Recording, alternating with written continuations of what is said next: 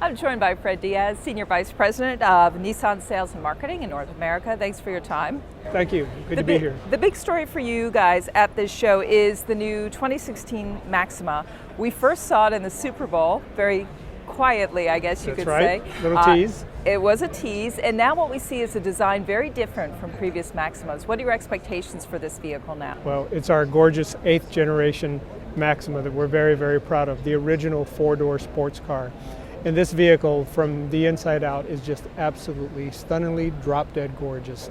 First, from the outside, you see the floating roof design, and most importantly, something that our Nissan designers are getting really, really good at.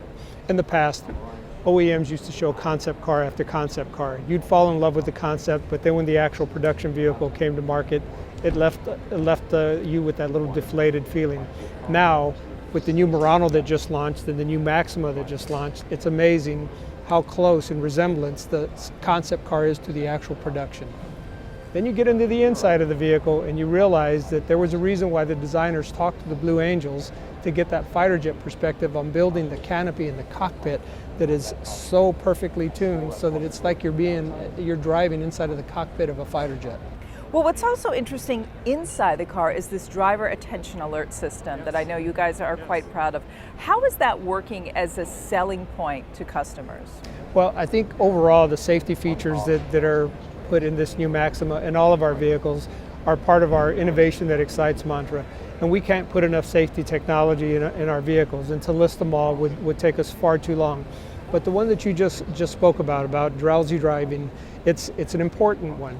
And what it actually does, the technology, within the first few minutes of you getting in your car and taking off, it recognizes and it computes how you drive as a driver and what kind of adjustments you make to the steering wheel as you're going down the street. And it locks that in.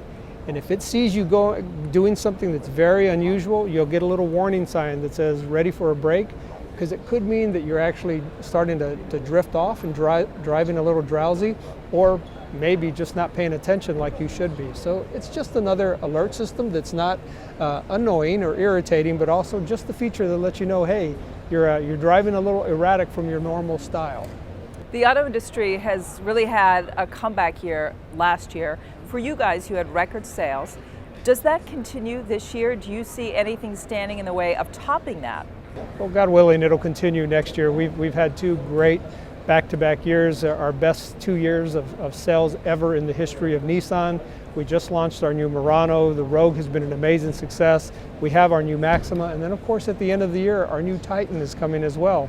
So with us continuing to improve our product portfolio and bringing this new innovation, these new cars to the showroom, we see no reason why we can't continue to break records within our vehicle lines as well as a brand in North America. It's interesting because the Leaf, which got all sorts of headlines a couple of years ago, actually you had more than 30,000 of those sold last year, the best ever for a vehicle in its category. Does that change at all with gas prices coming down? Is the demand for electric vehicles really going to continue going forward? Well, gas prices and lower gas prices are certainly going to have an impact on the manufacturers that sell all electric vehicles. But I think consumers have gotten really savvy about gas prices and know that gas prices can be very cyclical. They can go back up just as quickly as they went down.